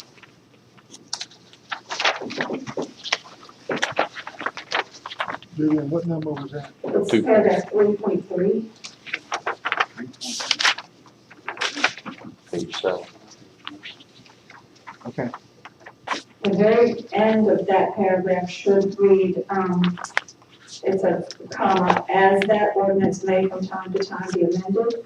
The request is just to delete that phrase.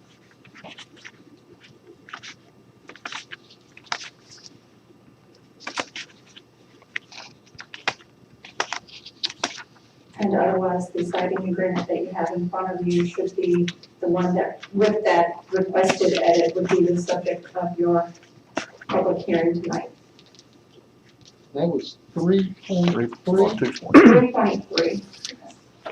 Vivian, this copy might be the, that they have in their board packet from last week, might not be the newest one. But that's from last week? This is the one you sent me last Friday when the board packets went out. Okay. I think the one we have on the computer screen could potentially be the same one. What page are we on? Keep going down, 3.3. Sure, there it is. So, yeah. Yes, that's the right one. Okay. That's right. That's right. At the very last sentence under 3.3 says, as that, sorry. That's not what we had, but that's okay. Well, my apologies. As that ordinance may from time to time be amended. The request is just to strike that phrase.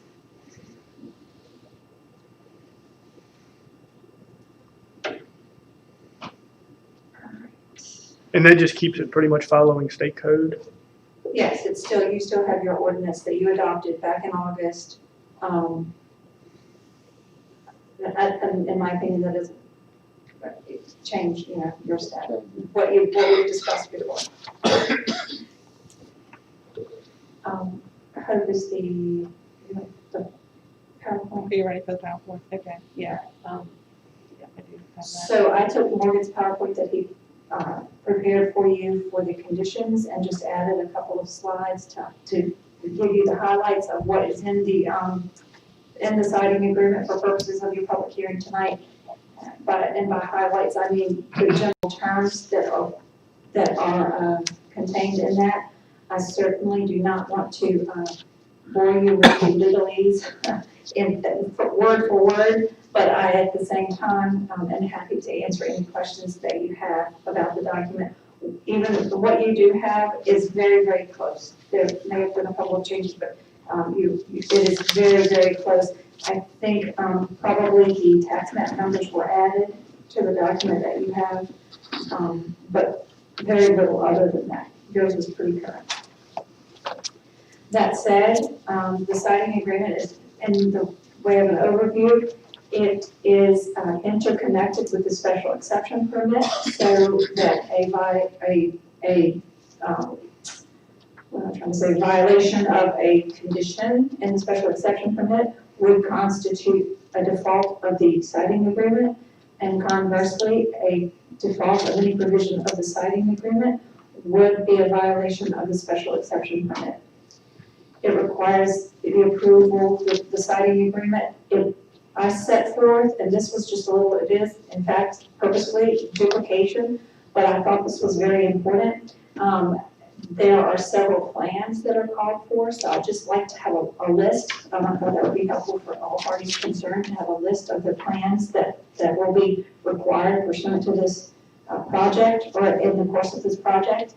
It is similar, and Morgan can appreciate this, in local government, you have a host of plans that you constantly have to have. So much so that I started when I was in local government an index of plans. So in that same vein, I do the same thing here just because I find it helpful. It does require, in addition to that, ongoing collaboration with the developer and operator in the form of a liaison at all times to be designated not only by the company for the benefit of the county, but also by the county for the benefit of the company to ensure open lines of communication for the benefit of the county and also the citizens as this project is operating. In addition to that, I have requested that language be added for an annual report, something very simple, certainly not creating a huge exercise for the company, but something so that you will know on an annual basis how this project is performing and the power that is being generated for the benefit of the citizens and the grid. And mutual cooperation, it does ask for that because the company may need the cooperation, if you approve the project, of the county as they communicate with and are in contact with DEQ or any other regulatory authorities. So they may require or need the cooperation of the county. Again, if you decide to approve the project and vice versa, you would need the cooperation of the company, the operator, as this project is in existence in the county. It also, in the siding agreement, there's also a provision for an 800 number or a toll-free number to be provided and publicized. We had suggested, it's not spelled out in this level of detail, but we had suggested even at the property on signage perhaps, that in the event years from now that contact is needed, even citizens would have the ability to contact the company and that a liaison or a point of contact be provided to the citizens of Richmond County. And there are financial provisions that Morgan has summarized for you. And the main thing, well, other than financial, those two are the biggies, I think. The financial provisions in the agreement and then decommissioning, because that is extremely important to the county. The cost reimbursement as well, any engineering and legal fees that you incur and other upfront fees in the course of the project, the company has agreed to reimburse. And that would go through construction except for legal, which you should not need once construction begins. Those, hopefully all the T's are crossed and I's are dotted by that point in time. Emergency services, it does include a provision in the siding agreement for a cost reimbursement in the event fire or rescue were called to the site. And therefore, if the company, because of the project were to utilize those resources of Richmond County, they would reimburse for the cost of that. That is true for all times through construction and operation. So presumably, this is a 35-year contract, so conceivably for the period of 35 years. The revenue share ordinance, Morgan talked about this. The siding agreement does contain a provision indicating that the company would be subject to the revenue share ordinance that you adopted, and in addition to that, a voluntary payment in the amount that Morgan talked to you about earlier.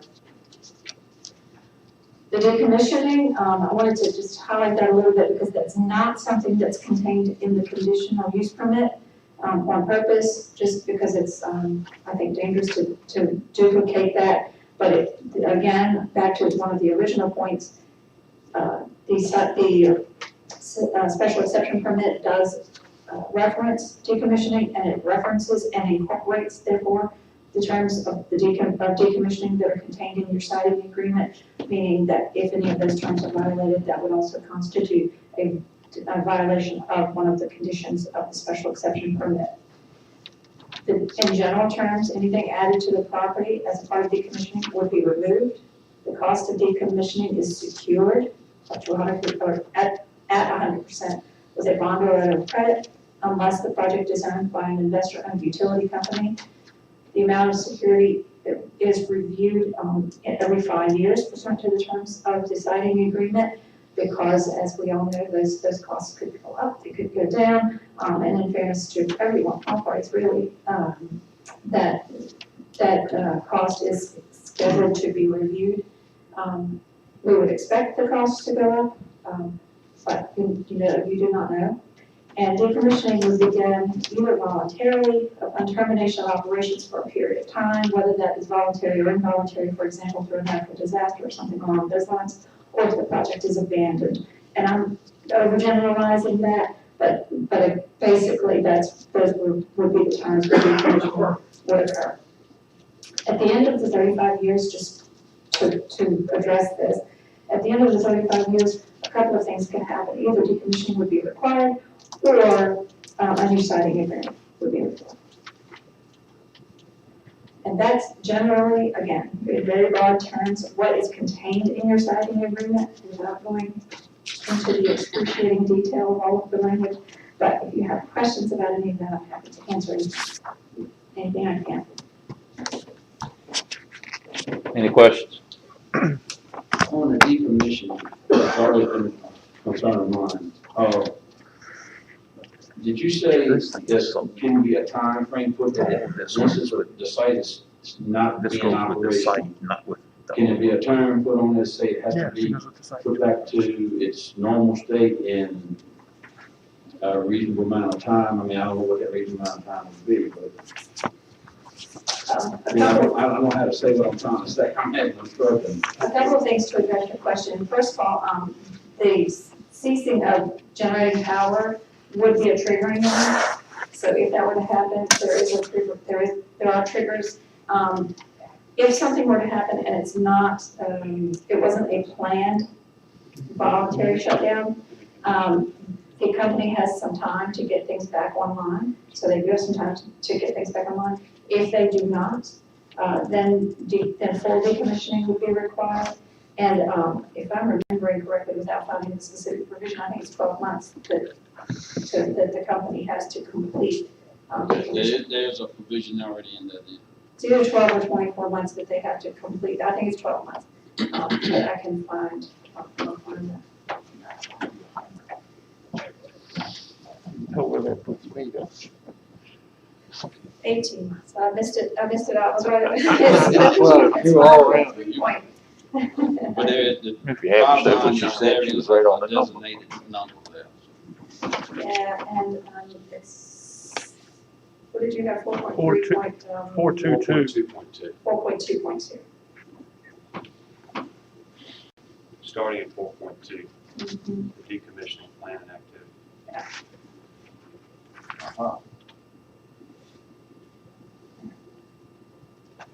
So there are a couple of ways if they cease operations. There are two different scenarios set up if they voluntarily choose or they something that's beyond their control. Thank you. Any other questions? Richard, do you have anything you'd like to add before we go to the public? Mr. Chairman, not a thing, unless there's a question that someone has, I'm happy to try to answer it. Okay. Any questions? If not, at this time, we'll open the public comment. Ms. Holbrook, do you wish to speak on this? Well, I did have a question. You probably all know it, but there was supposed to be, in the planning committee, they asked the question, would the entire pipe be removed? Because they'd intended to cut it off at a certain level. And I'm taken by what you say here, what is put there will be removed. So I thought that might be the answer. But the other question would be then, they did say they were going to leave the basins. And that wouldn't be consistent with removing everything that was put there. So is there something about the basins? Right, yes, the stormwater retention Yeah. ponds, yes, and that would be subject, they're supposed to stay, am I correct? Yes, they're supposed to stay, and that is, actually a benefit, so that's a, sort of at the request, I won't go so far as to say the request of DEQ, but that is a benefit, for the soil and the erosion and controls measures. Yeah, then, But to the point about, all items being removed, there was at one point a depth, Right. threshold. I remember that. And, Took it out. yes, and that was removed. Yeah. Yes, now it does say whatever's there will come out. Thank you. All right, if no one else would like to speak, we'll close the public comment period. Anyone have any questions, comments for either Vivian or Richard while they're here? Thank you, gentlemen, for coming. We're gonna hold our vote off until the October the 8th meeting at 7 PM on this one too. Thank you, Mr. Chairman, members of the board. Thank you. Y'all have a safe trip back. Thank you. All right, does anyone else have any business? If not, I've got one thing about the Hemmings project that I'd like to bring up. Okay. They were talking about this agricultural fence. Richard and I have talked about it. I've talked at length with Mr. Sanford, and I'm not happy with this agricultural fence. Mr. Sanford is definitely not happy with this openings in this fence. His calves could get hung up in it, and I would like y'all's permission to go on and have this, change it to chain link, as all the rest of them are doing. I'm in support of that because you don't want anything going in there. No. But I didn't want to do it, and what y'all had heard, but I've had terrible concerns over that since we heard that the other week. If not, I don't have anything else. Can I ask, do you want Hope and I to work with that solar group on that Please. fencing issue prior to the next meeting? Please. Try to get that changed. Yeah. Okay. Okay, anyone else? Thank y'all for coming. We're adjourned until our regular October meeting. That's correct. Over already. That's good work.